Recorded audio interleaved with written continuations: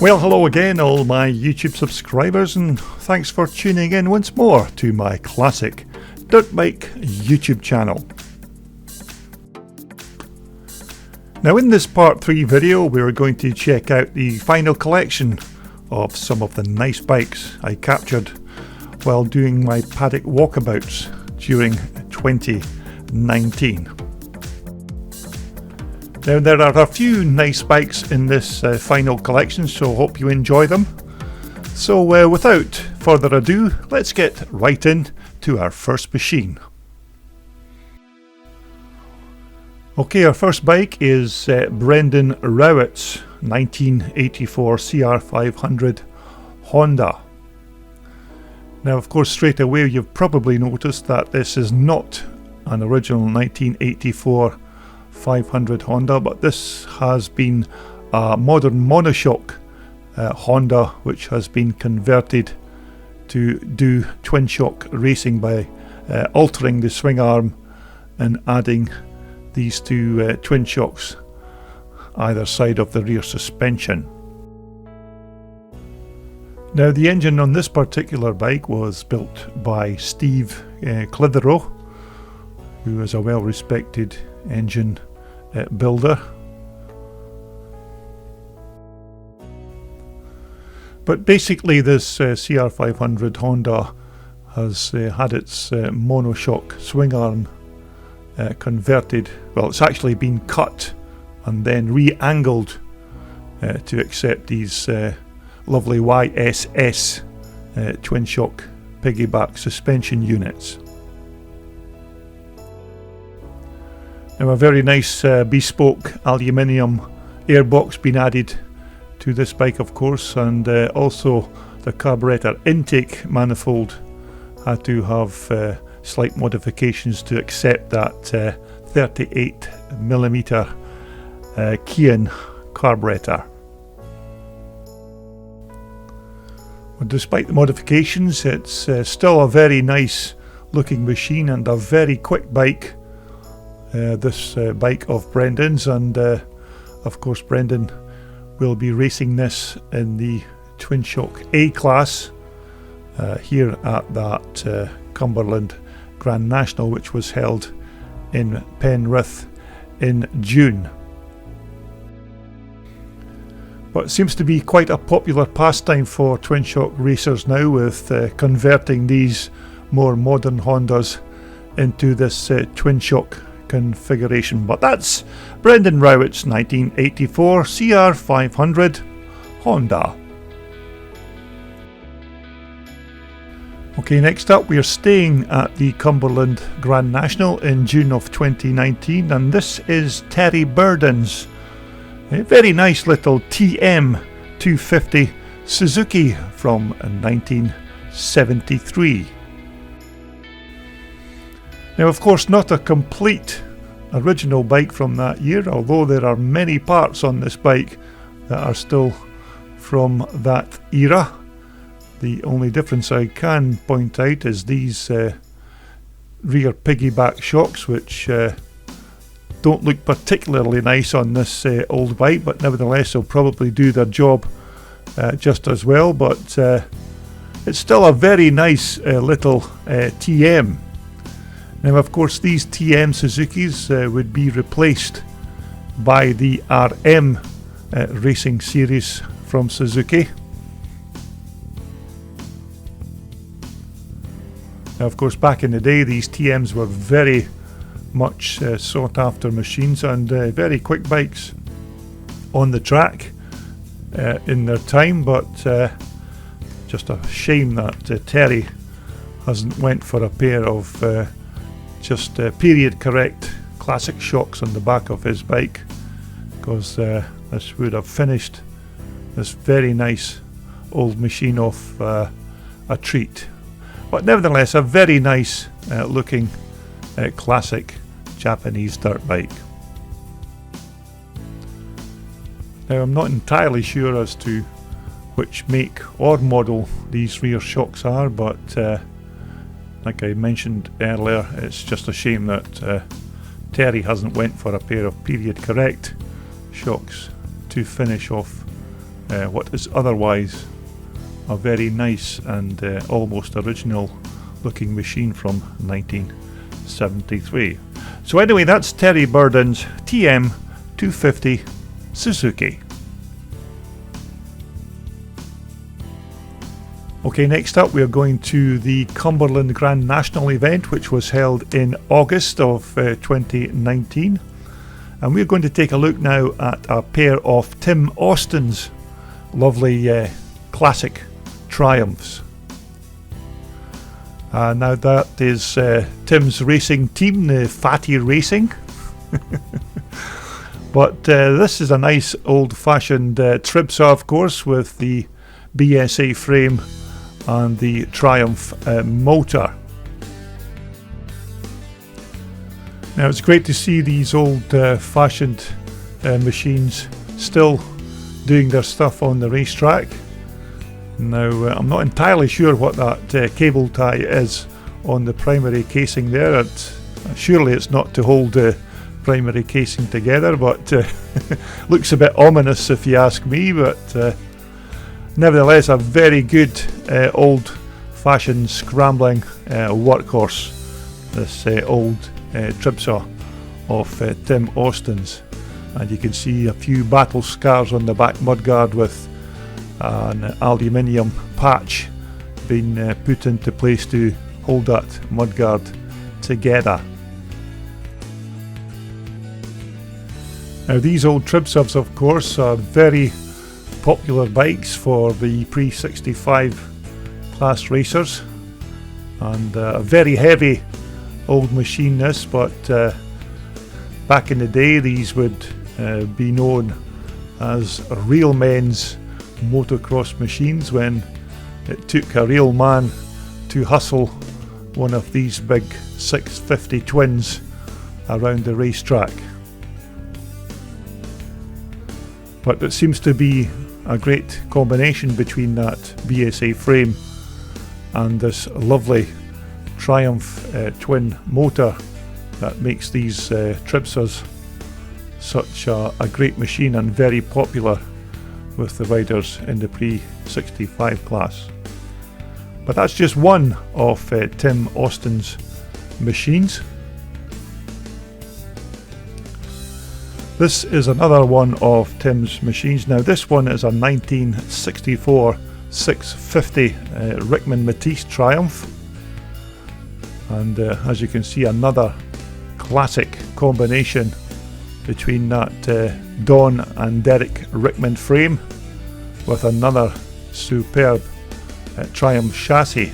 Now the Puma primary casing reference there is the reference to the chap who built the engines, who used to build these engines for grass track racing, and he used to put that Puma badge on the side of the primary casing, and that is what the reference is to this particular motor.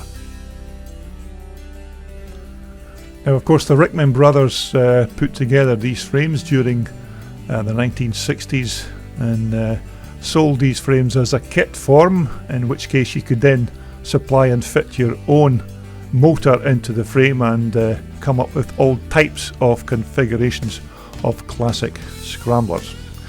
So there you have it. That's another nice machine from Tim Austin. That's his 1964 650 Rickman Matisse.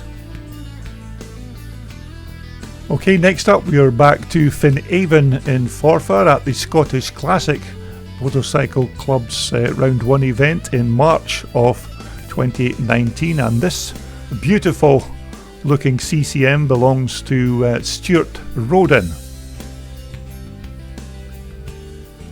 Now Stewart used to race these CCM machines back in the day, and just recently has returned to classic racing, and this superb machine is very quick and has taken Stewart to 2 championship wins in 2018 and the championship win in 2019 in the pre-1975 class.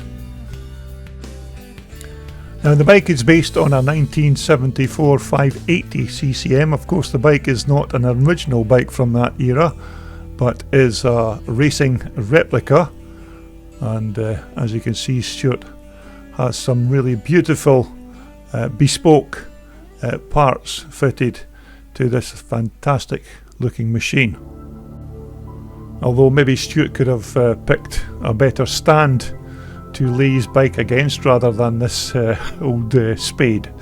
But there you go, that's Stewart Rodin's beautiful 580 CCM.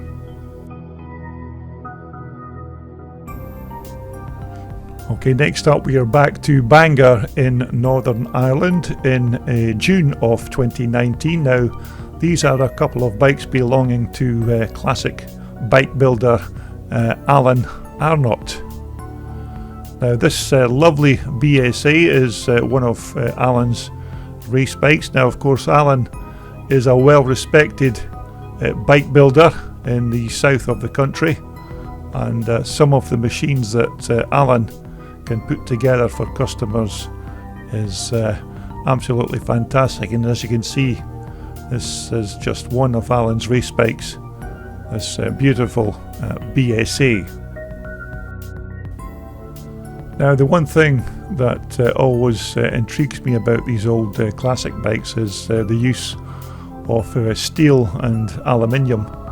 Of course, no plastics to be seen for miles on these old bikes, just how the bikes were built back in the day with their steel frames and aluminium mudguards and side panels. And as you can see, Alan is keeping up that tradition on both his lovely race bikes. Now, this is Alan's other race bike. This is an ESO Jawa that Alan put together some years ago. An absolutely stunning looking classic machine. Now, this particular bike was featured in the Classic Dirt Bike magazine some years back, and the engineering that has gone in to putting this bike together is second to none. Now, the list of all the work and engineering that has been put into putting this bike together is a very long list indeed, and there is absolutely no way I could tell you what went on to building this bike in this very short video clip. But nevertheless, suffice to say that this bike has been built to the very highest of specifications by Alan.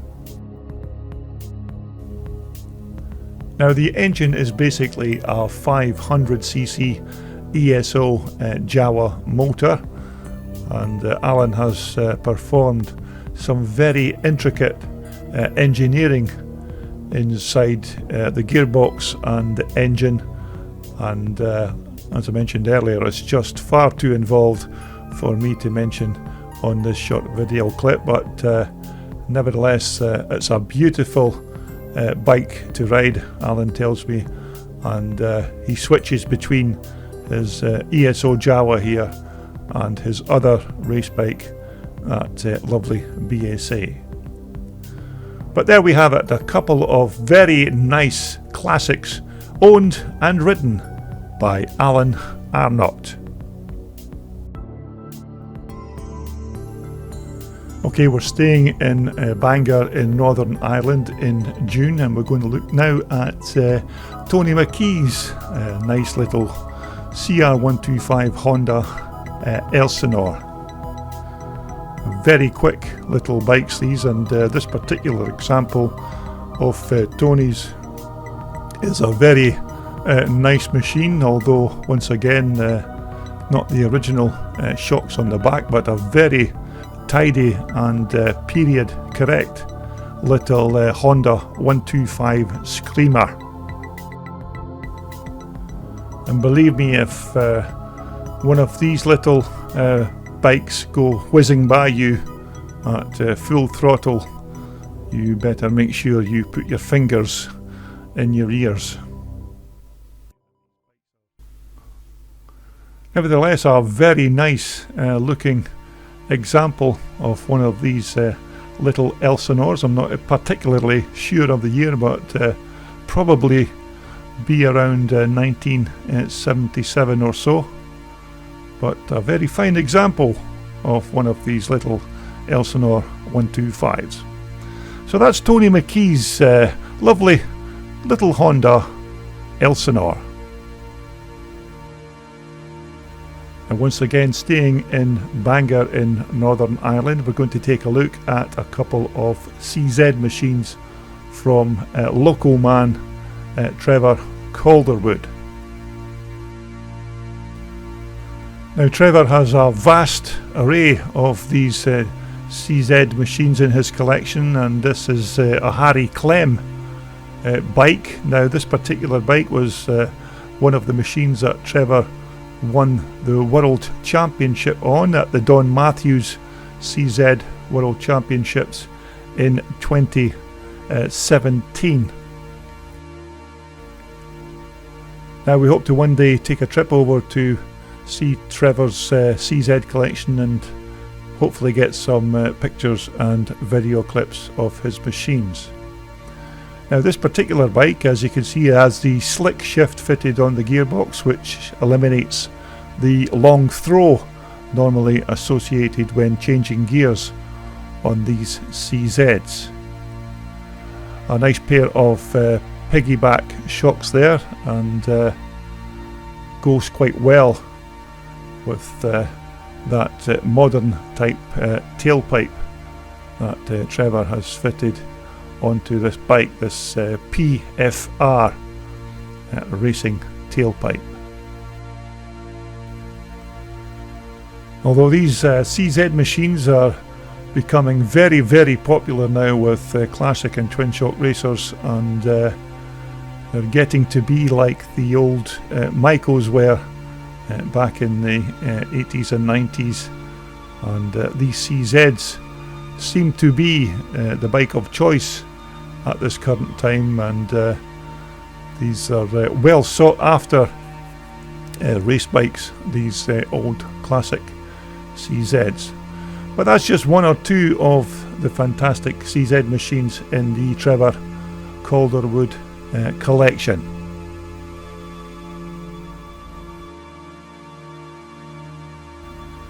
Okay, we're back to the Cumberland Grand National in August once again, and this particular bike belongs to Paul Barney.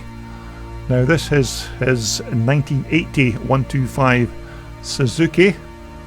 Now, I had a quick chat with Paul prior to racing commencing, and he told me this was his first time out on a motocross machine in 25 years, and he was looking forward to taking his lovely Suzuki 125 out onto the track. Now, Paul, of course, is from Ascombe in Furness, and he told me he was a bit apprehensive really about his first race in so many years. But nevertheless, when Paul did actually get this little Suzuki out onto the track, unfortunately his racing debut was very short-lived when the little Suzuki decided to seize up on the first lap of practice. But despite that little problem, it's still a very nice example of a 1980 125 Suzuki. It appears to have all the proper parts in it, maybe apart from these piggyback rear shocks, but a very nice example of one of these 125s. And hopefully by the time you are looking at this video, Paul will already have got the bike back up and running again. So that's Paul Barney's 1980 125 Suzuki. Okay, we're going to keep the Suzuki theme going, and this is a bike I spotted at the Scottish Classic event in Penrith in September. Now, this beautiful looking 250, I'm sure it's a 1980 250, was actually up for sale on the day, and attracted quite a few potential buyers, but as far as I was aware, the bike was not sold by the end of the day. But a beautiful looking example with these lovely piggyback rear shocks on the bike. Now, I'm not entirely sure as to what sort of money the seller was looking for the bike, but for all we know, the bike could possibly be sold by now. But if anybody is still interested, I do have the contact number if you're interested in having a look at this lovely machine. Now, these machines, of course, must have been getting near the last of the twin shock air-cooled Suzukis. Of course, it wouldn't be long before Suzuki then moved on to the monoshock suspension, and then, of course, water cooling all their new engines. Although it looks like this bike has been restored at one particular point, there are a few modern attachments being fitted to the bike, but nevertheless it's still a beautiful little 250 Suzuki twin shock racer, and some lucky person is going to do very well if they purchase this little cracking machine. But it was certainly a bike that caught my eye on the day, and I thought this bike would have been snapped up very quickly, but as far as I'd led to believe, it wasn't sold by the end of the meeting. Okay, we're back to the classics once again, and we're back to the Thornhill Scramble in July of 2019. Now, this old classic is Mike Walker's 1962 Dot Scrambler. Now, Mike told me that he has owned this bike since he was 14 years old, and Mike is now in his 60s and still racing this bike that he had since he was a teenager. Now, these old Dot Scramblers were of course powered by a Villiers motor, and that Dot or DOT abbreviation was of course supposedly to be an abbreviation of devoid of trouble, but Mike told me that that was certainly not the case with his old Dot Scrambler. Now, Mike has throughout the years made a few changes to the bike, but has still kept the bike in its period correct trim, and not added too many modern parts. Of course, the front suspension was this very radical cantilever type suspension. Now, it was not the best in the world, but it was purposeful for 1962. But despite its weird looks, it's still a very quick little machine. So that's Mike Walker's 1962 Dot Scrambler.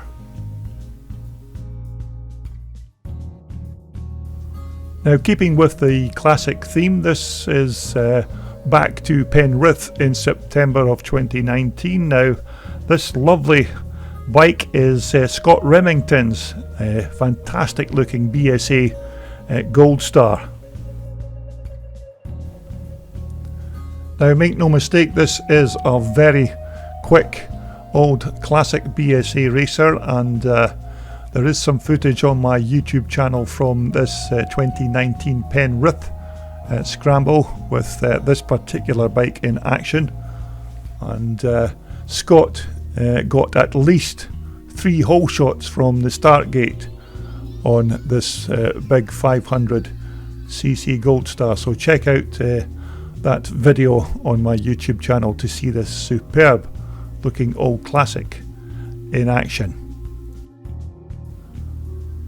Now once again, a very heavy old classic bike, but back in the day when men were men, these were the types of machines that real scrambles racers were throwing around muddy racetracks on a regular basis. Now of course a big heavy 500cc Goldstar motor there with that Amel concentric carburetor, but these were big brutes of machines to throw around a racetrack, and as I mentioned, you had to be a very special person indeed to tame one of these beasties on the racetrack. But this is a very, very quick bike, and to see Scott throwing this superb machine around the track is certainly a sight to behold. But please look out for that racing video on my YouTube channel from the Scottish Classic Motorcycle Racing Club's Penrith event 2019, and you'll see this beautiful bike strutting its stuff with Scott as the pilot. Now I hope you enjoyed this latest batch of paddock videos from 2019. Now we have some fantastic bikes lined up to feature on my channel which are coming up very soon. Now we have this square barrel Myco to feature, which is a fantastic looking machine. And we also have this Cotton EMX bike which has recently been restored, so look out for that bike on my channel. We also have this lovely Kramer which has just went through a restoration process. Now we also have this beautiful PE 175 Suzuki Enduro bike, and we also have this very rare Italian TGM 125 coming up very soon, and also this ultra rare Italian Ancelotti 250 is also soon to feature here on my YouTube channel. And finally we have this HIS Stormer coming up very soon, so look out for all these bikes coming up soon here on my YouTube channel. This video was brought to you in association with World Sport, the world's #1 supplier for all your off-road and leisure sportswear. Just visit their online website for more details.